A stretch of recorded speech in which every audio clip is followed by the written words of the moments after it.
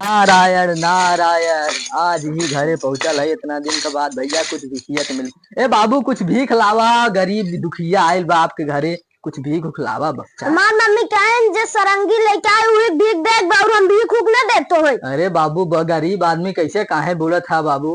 हम का करी बाबू। चला ठीक बाजू, कल लड़के एकदम से होशियारे हो गए, दिमाग बता पड़े। जा बाबू जा घर में जा जा, ना देवत कोनो दिक्कत ना, दिमाग बताओ पर भैया बिना दिमाग का कुछ हो वाला ना जा। दुका सारे लड़कियन के थम ऐसे चुटकियों में बहका देते मेहरा। ओ बच्चा लावा ई का हुआ है बाबा? ये बेटवा सरंगी है। अब लाओ भिखिया, अब जाग हमका भिखिया लेके, अब लाओ भिखिया, बहुत लेट हो गया बच्चा। रुक बढ़ा रहा है लड़के का कारण नरेंद्र मोदी। अरे बाप रे, आज बात भाई आज वाले को लड़के घरे न जाओ भिखोंगे, बड़ा खतरनाक है ना आज कलयुग के लड़के है। और मैं जाते जाने ले ले बच गए। Shout the season.